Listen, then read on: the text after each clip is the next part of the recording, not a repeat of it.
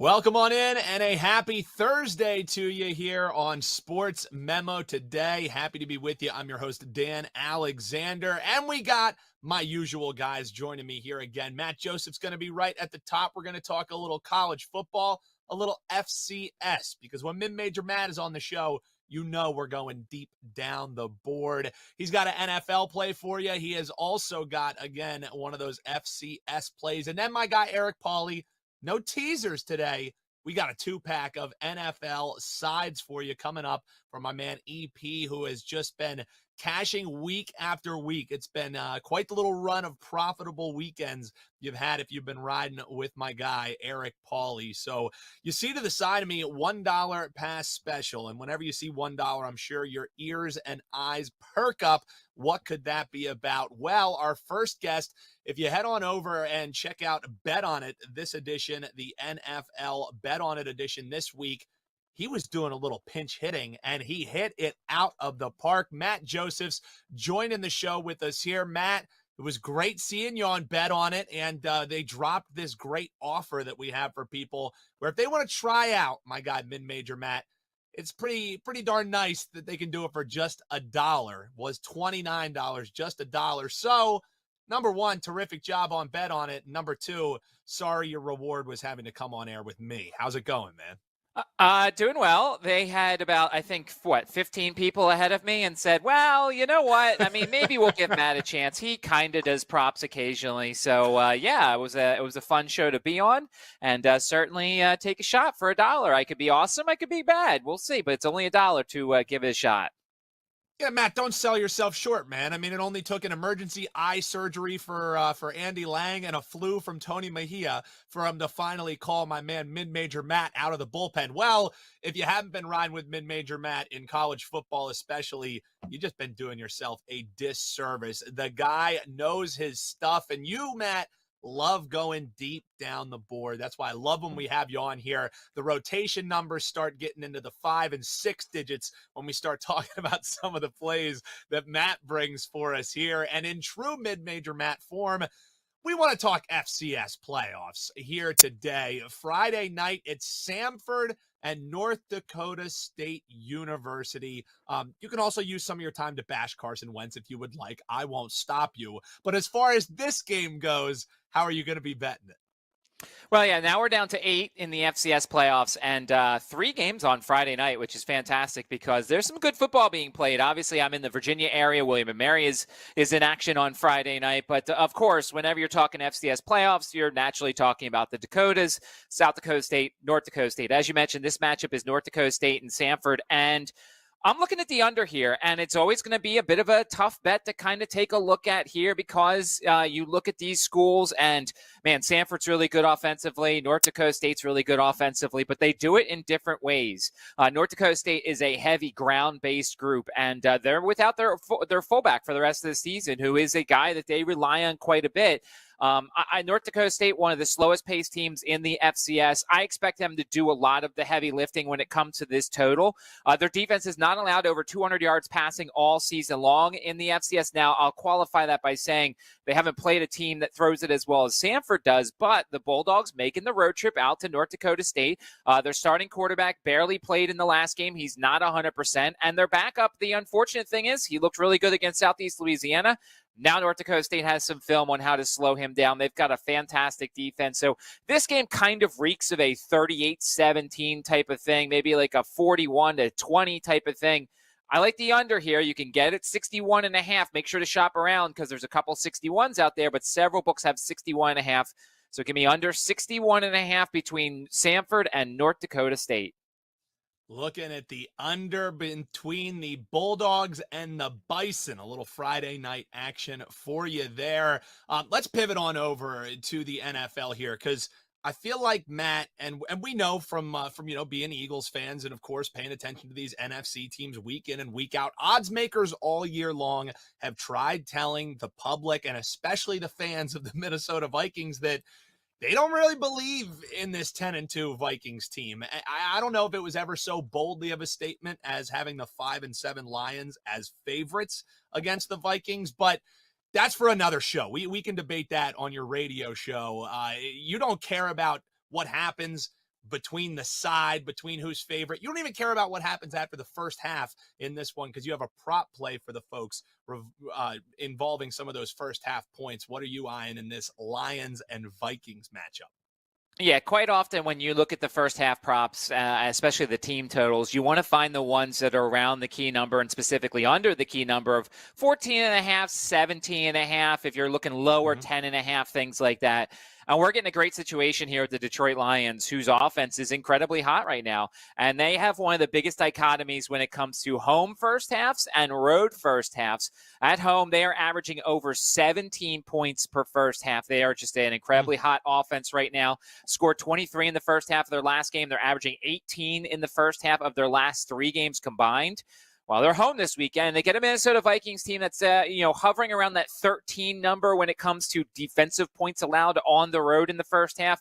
So I'm going to take a shot here that Detroit continues to add to the Vikings' misery, at least on the field. They keep getting lucky and winning games despite having only a plus 10 point differential. All I want here is the home team to take care of business. Give me over 13 and a half points for the first half for the Detroit Lions, whose offense is in really good form right now. DeAndre Swift is getting healthier. I like this spot for the Lions, who are really good in the first half at home. Yeah, absolutely. I mean, what they did last week to Doug Peterson and the Jacksonville Jaguars was a sight to behold. Mid-major Matt Joseph saying that scoring ain't stopping anytime soon. So we talked about that $1 Sunday NFL props package that you have up. Typically, you'd be paying $29 to get all of the props that Matt has locked and loaded for Sunday and any of the releases that he has leading up to the games. You have anything else up outside of your NFL package? Anything you're eyeing at FCS? Because when people head over to that page, use that dollar deal. What else are they going to find, Matt? Yeah, that's, just gave you my only FCS play for the weekend. There might be something else if there's any sort of line movement, but it wouldn't be until the kickoff. Right now, though, there is my 2 plays for the Army-Navy game coming up. It's a very low price. And look, you're getting the guy who's number 1 in sports memo profit for college football, hitting over 62% of my college football plays. That's the second year in the last 3 that I've hit over 60%. And, of course, also over there is the bowl special. Very selective when it comes to the bowls, but if you want to join me during bowl season and get the plays as I put them up, there's a special on my Sports Memo page. So we're looking forward to continuing our success in college football as the regular season ends on Saturday and bowl season begins next week. When he talks college football, you better listen. That's my guy, mid-major Matt Josephs. And he mentioned you can get that bowl package if you end up using that $1 special where you can get his NFL package for this prop package for this Sunday. After he wins you all kind of money, why not go in the spirit of the season? And with the success that we had with that Thanksgiving special we ran at both Wager Talk and Sports Memo, you can get the rest of the calendar year for any of these great handicappers at sportsmemo.com or wagertalk.com. So Matt was just talking about college bowl games, his NFL releases, FCS plays. He does NBA props as well. You can get any release from Matt Josephs or any of the great handicappers at Sports Memo and Wager Talk for just $1.99, and that runs through the end of the year. So you better grab it now because each and every day you're losing a little bit of value. One of those buzzwords here in the sports betting world is finding value. Well, the second you buy that $1.99 access through the end of the year, that's when you start getting releases from your favorite handicapper. That offer good at sm.buzz/MJ. It's also good at sm.buzz/EP. Who's EP, you ask? That's my man, Eric Pauly, joining us here, our usual Thursday guest, the guy you never want to see if you're joining Battle of the Bets, because toe-to-toe with EP hasn't gone well for people on Twitter. So, Eric, man, how are you doing? I know you got some plays we want to get into, but how's it been running since we talked last, brother? Yeah, I'm doing great. Unfortunately, the battle win streak ended at 9 wins. Couldn't get to the double digits. It was a hard-fought battle, and the way that it works is if you have the same record, whoever had the least amount of juice wins. So we actually both went 1-2, but my bet was -120. He had -110, so the edge went to my competitor there. But that was a ton of fun, but that does not, obviously that's great for, some great banter, giving out some plays that I really do love, but nothing is better than winning official plays that are out for the clients, and that has been really fantastic. The last 6 straight weeks of profit in the NFL, 8 of the last 9 and of course 10 of the 13 weeks so far in the green. So looking to just keep it up. And I mean, at this point, lines are pretty sharp. We know we understand how each team operates. So just trying to find those spots and a very hyper efficient market to try to make some cash. Yeah, absolutely. And by being a contrarian bettor by nature, my guy, Eric Pauly, when you ride with him, the clients not only get to cash these tickets, they also probably get to brag to their buddies a little bit who are probably on the other side, because when the market's zigging, my guy, Eric Pauly, loves to zag. Speaking of which, let's talk tonight. Some actionable info that you can get down on right now. We give a 4-pack of free plays out each and every Tuesday and Thursday here on Sports Memo Today. Today, no exception. It's Raiders and Rams. Raiders 7-point favorites in this one as they're playing the best football that they've really played sustained this entire season. Josh Jacobs coming alive. But, Eric, those 7s are quickly turning into 6.5s. And if you look at the juice on some of these at the sharper markets, this number could be even heading to 6. And that's despite the fact that under center for the Rams is going to be either future Hall of Famer Jordan Wolford or future Hall of Famer Baker Mayfield. I say tongue in cheek. He just learned the plays this morning, and nobody cares because the market is on the Rams, the Aaron Donald-less Rams. Is that the way you're looking too here with some heavy steam coming in on Los Angeles? Yeah, so this line opened at the Raiders -6, was sitting 6.5 for most of the week. Then some 7s did pop up. Not something that I've locked in officially, and not going to lie, if all I see is 6.5s after this show, I won't be upset because I'm not taking this game at 6.5. I'm taking it at 7. Could be one of those opportunities where, I missed out on it, but you can always get next game to force anything. But I'm looking to the Rams in this situation for a number of reasons. So the Raiders are, of course, coming off 3 straight wins, playing their best football. 2 of those games are on the road in overtime, and then coming back with another big win this week. But this is more of a spot play than anything like analytic that I'm going to really pull out here. Derek Carr on the road laying 7 points just does not sound like a bet I want to take. And while Carr has been great this season and this Raiders offense has been great this season, so much of it is reliant on Devontae Adams and Josh Jacobs. Jacobs dealing with a calf injury that's been nagging him for a couple of weeks. Didn't necessarily slow him down as of late, but I'm not sure that this is a situation where, he's, of course, going to try to play in this must-win spot for the Raiders, but I don't know if his health is at 100%. Now, the Rams, I actually prefer them to play Wolford over Baker Mayfield in this game. That means nothing to me. But the real reason why I kind of lean toward Los Angeles is because of some of the spots of why I recommended the teaser on the show last weekend to not take Seattle with the full 7.5 is because these are still professional athletes playing for their playing time down the line. Yes, they're 3rd and 4th string players, but they're still men. Sean McVay is still a great coach. He's still a leader of men. So they're going to try their best. This isn't like a roll over and die type of team. Derek Carr, I think, and I don't want to misquote, but if you look at his stats on primetime laying points, they're not great, especially when he's laying points in primetime on the road. They're actually abysmal. And while the Rams struggle against number 1 receivers, they're actually one of the better red zone defenses in the league. And the Raiders offense is not one of the better red zone offenses in the league. They're actually 26th, while the Rams are 2nd in red zone defense. So I think that 7 points is just too many. Yes, the Rams are depleted. Yes, John Wolford or Baker Mayfield, I actually feel better again with Wolford, but 7 points laying with Derek Carr on the road primetime, that's too many points for Carr and a defense like the Raiders that's this bad. Man, so saying forget about it as the away favorite. And I'm just looking here. Yeah, they have struggled since he came to the team. So what, he would have been a starter around 2015, 2016. Las Vegas Raiders, formerly, of course, the Oakland Raiders, 5-13-1 against the number. I was just able to pull there for you. So he was saying the numbers are abysmal. Sounds pretty abysmal to me there. So looking towards the Rams, and also a lot of the folks who are listening in, we have a national audience. The one rogue 7 that I'm seeing on the board is at one of those national books. So you can still grab that 7. It's not going to be there long. So if you're watching here live, 2:30 Eastern time, each and every Tuesday and Thursday, grab that now. The 7 for the Rams.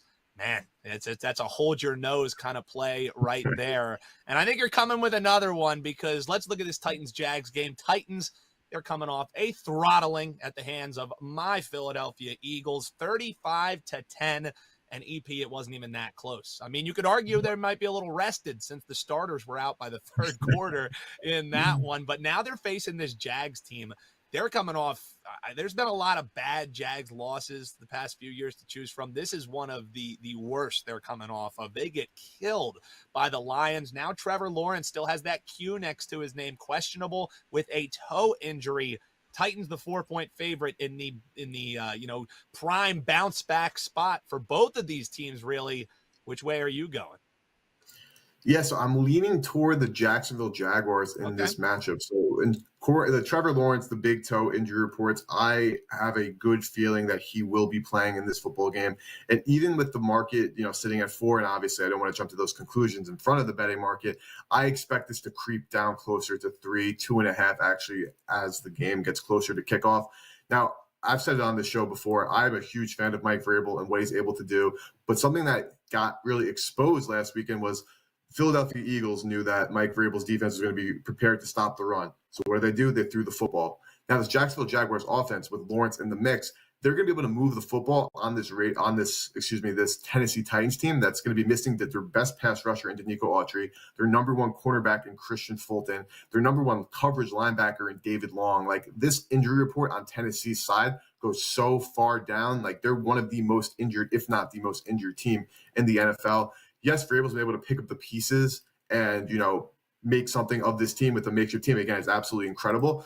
But Doug Pearson's a good enough head coach to try his best to make so even if the Jaguars are playing left-handed and they have to throw the football all over the field, that's a good situation for them. I don't think that Lawrence's injury is going to hold him back. I expect this number to come down. And given also Tennessee firing their general manager after that game in Philadelphia, I mean, I don't know how much stock that's going to play into this matchup, but there seems to be some sort of disarray in that locker room, in that organization. And when these two teams play in the AFC South, they bring their A game mostly in those matchups, except when they're playing the Texans. But I think, again, just considering, again, the spot in the market, I expect this number to creep down. So I think getting a 4 now, I think you're going to be getting some closing line value in this game.